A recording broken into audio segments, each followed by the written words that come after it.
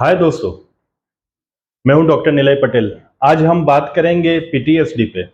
हमने देखा है कि बहुत लोगों के डर के पीछे जब रीजन ढूंढते हैं तब समझ में आता है कि उसके पीछे का कारण होता है पीटीएसडी। तो क्या होता है पीटीएसडी? पीटीएसडी का फुल फॉर्म है पोस्ट ट्रॉमेटिक स्ट्रेस डिसऑर्डर। एक ऐसा स्ट्रेस डिसऑर्डर है जहां पे कोई भी व्यक्ति या तो किसी भी पर्सन ने जो पास्ट में अगर कोई ट्रॉमा अनुभव किया है, जैसे कि एक्सीडेंट, लव वंस की लॉस, या तो कोई फाइनेंशियल लॉस, या तो वॉट एवर जो एक्सट्रीम था, और उस मेमोरी को आदमी कैरी करता है, और वो जो थॉट्स है वो उसको कहीं ना कहीं परेशान करते हैं, और उसकी वजह से पीटीएसडी के सिम्टम्स आते हैं। अब पीटीएसडी होने के बाद हो सकता है कि उसमें एंग्जाइटी के सिम्टम्स हो, डिप्रेशन के सिम्टम्स हो, थॉट रूमिनेशन हो, या तो एक अलग सी चीज हमने देखी है कि पोस्ट ट्रॉमेटिक बिहेवियर एडप्शन भी हो जाता है कहीं कहीं।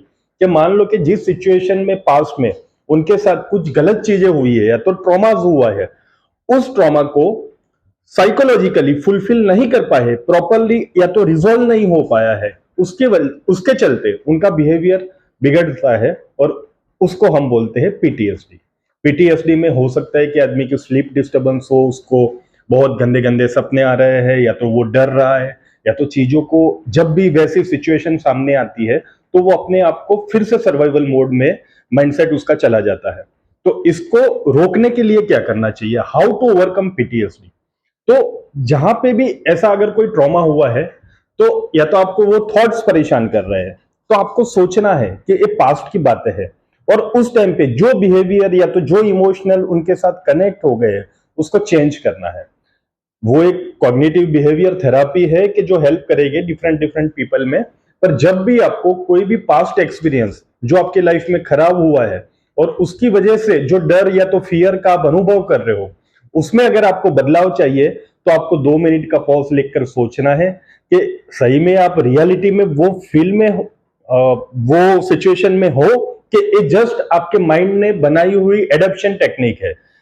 जैसे मैं एक एग्जांपल दूं आपको, कि किसी के साथ अगर चीटिंग हो गई है, तो वो पर्सन ने उस ट्रॉमा को बहुत ही सिवियरली ओवरथिंकिंग में ले लिया है, तो उसके बाद क्या होगा, उसका एक अवॉइडेंस बिहेवियर बन जाएगा, या तो उसको ट्रस्ट इश्यूज हो जाएगा कि जब भी वो सिचुएशन में आएगा, या तो वो पर्सन को या तो लोगों को अवॉइड करेगा, या तो वो सिचुएशन को देखकर पहले से ही घबरा जाएगा। हालांकि इस प्रेजेंट में उसके साथ ऐसा कुछ भी नहीं हुआ है और बिल्कुल चीजें नॉर्मल है, फिर भी उसकी बॉडी में एक सेम प्रकार के सिम्टम्स देखने मिलते हैं, उसकी मनोस्थिति में भी वो परेशान होता है। तो जब भी आप ऐसी कोई चीज को रिलेट कर रहे हो, तो आपको सोचना है कि कहीं ये आपका पीटीएसडी तो नहीं है, और अगर उस चीज को आप ओवरकम नहीं कर सकते साइकोलॉजिकली, तो आप मेडिकल हेल्प भी ले सकते हो।